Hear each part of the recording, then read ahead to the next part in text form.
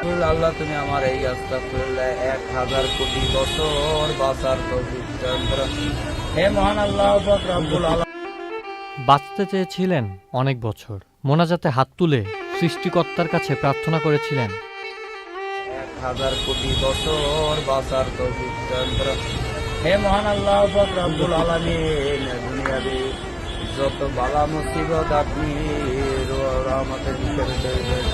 আল্লাহ আজকের এই যে দোকানটায় বলছি, এই দোকানদার অত্যন্ত ভালো মানুষ ছিল, আপনার দিনের কাজ করতে গেছে।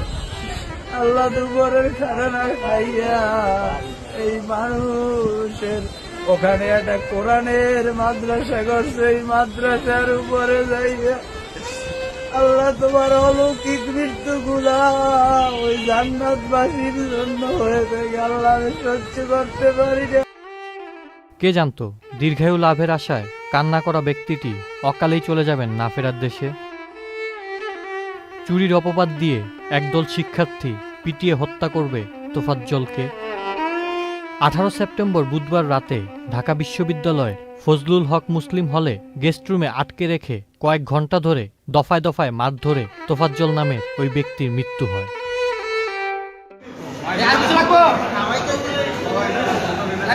রাতে হলের ক্যান্টিনে বসিয়ে তাকে ভাতও খাওয়ানো হয়, এরপর আবারও মারধর করা হয়।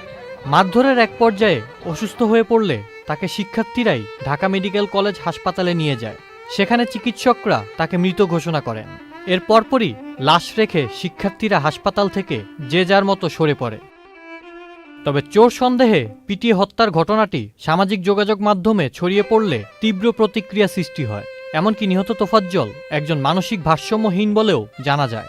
বিশ্ববিদ্যালয় কেন্দ্রিক ফেসবুক গ্রুপ ও নিজেদের ব্যক্তিগত প্রোফাইলে দেওয়া বিভিন্ন পোস্টে শিক্ষার্থীদের অনেকেই বিচার বহির্ভূত এই হত্যাকাণ্ডের বিচার ও দোষী ব্যক্তিদের দৃষ্টান্তমূলক শাস্তি দাবি করেন।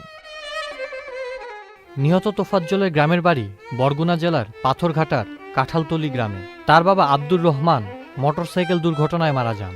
তার বড় ভাই নাসির ছিলেন একজন পুলিশ কর্মকর্তা। বড় ভাই ও মায়ের মৃত্যুর পর পরিবারের একমাত্র সদস্য তোফাজ্জলের মানসিক অবস্থার পরিবর্তন ঘটে। আউসাফুল ইসলাম আকিব, চ্যানেল আই।